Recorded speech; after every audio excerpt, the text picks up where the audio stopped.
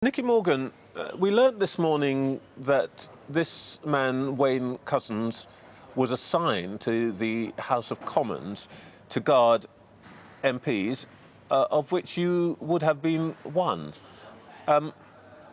What's your reaction to discovering that?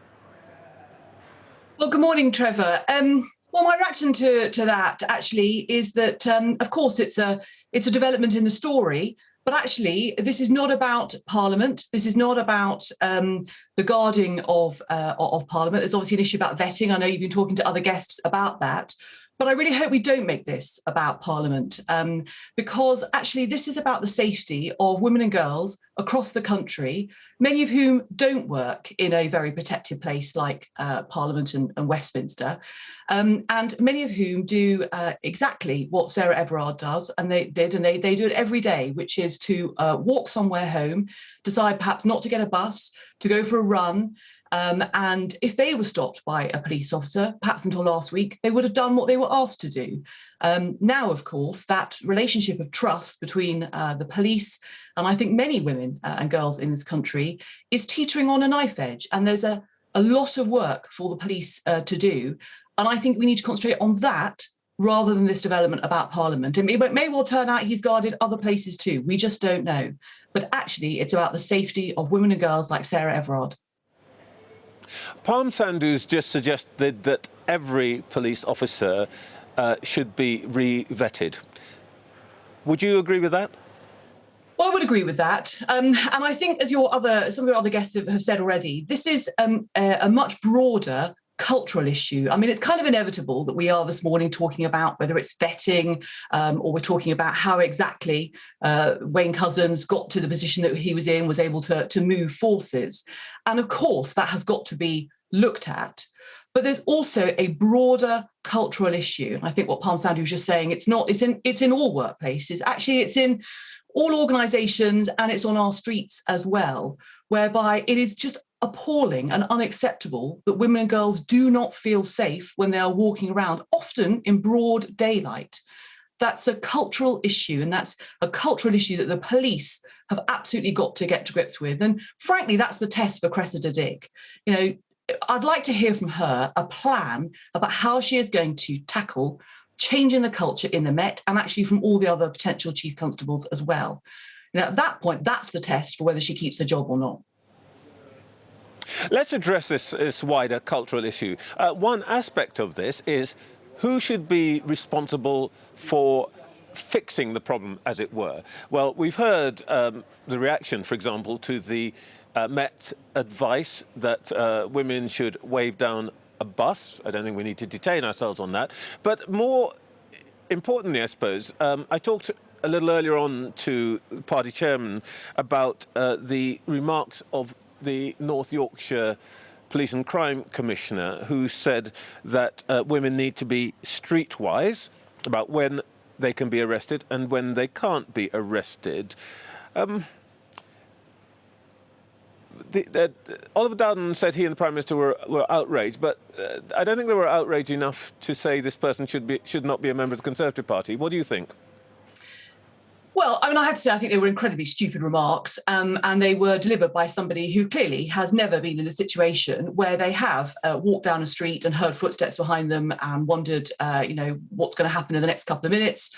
Got the keys out of their bags in order to be able to defend themselves if they have to, and frankly, for a police and crime commissioner to basically hint that actually women need to be more aware about and more sceptical actually if a police officer stops them, I think is frankly extraordinary.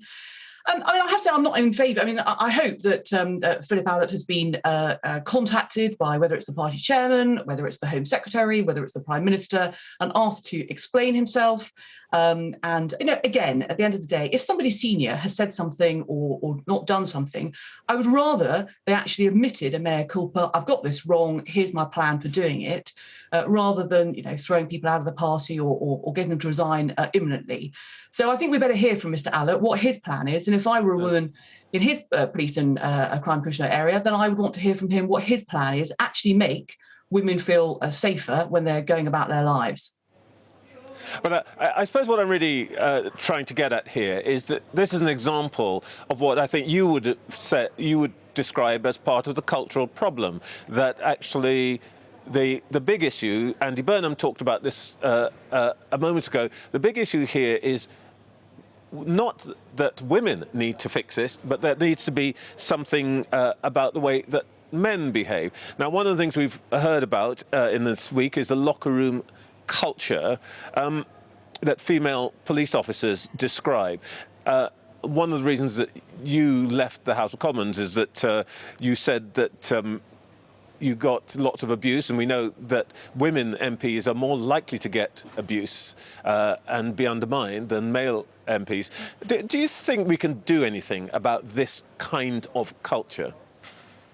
The answer is I do think we can do something about it. And I know that there is a huge determination amongst ministers, amongst the Speaker of the House of Commons, for example, to tackle online abuse of members of Parliament, but also actually the new elections bill proposes makes proposals about the intimidation of candidates, for example. But you're absolutely right, Trevor. This is a wider, broader problem that has gone untested for or unchallenged for far too long. And of course, as well as being Minister for Women and Equalities a few years ago, I was also Education Secretary.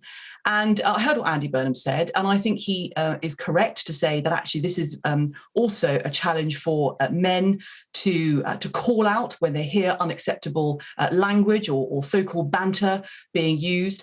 But actually it starts right the way at schools.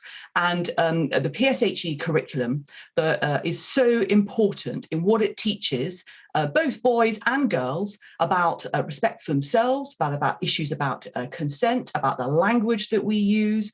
When I was Education Secretary, I talked a lot about character. That's also about thinking about the impact that you're having on people around you, wanting to do the right thing, even when somebody is not looking. All of that.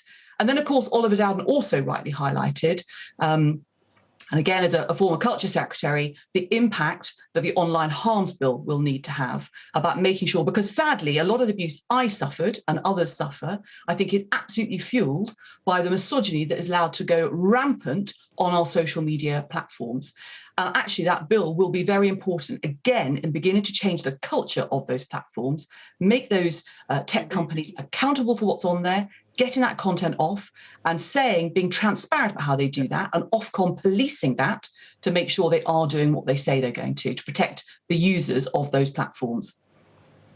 Indeed, just very briefly, of course, at the centre of this is still the issue of the way that women are spoken about and regarded and so on. And this is a non-partisan point. When Harriet Harman was in government, there were things said about her, obsessed by women's issues and so on. And we see, to some extent, the treatment of Liz Truss and Priti Patel.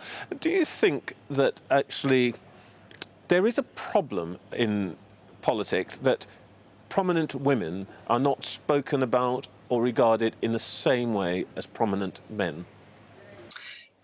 I don't think it's universal. But I think a lot of the coverage of women in politics still focuses far too much on, obviously, what we are, how we are presenting, rather than what we are actually saying. I mean, I think we remember that picture. Do you remember of Theresa May and Nicola Sturgeon when they first met, and that picture of them sitting there? And I think it was more commentary about their knees being on show than what they actually said in their meeting. And of course, I remember walking down Downing Street, and somewhere there's a very unattractive picture of me, because I was walking down with Amber Rudd, and the photographer shouted out, "Girls, girls," and I was like, "No, girls, we are secretaries of state."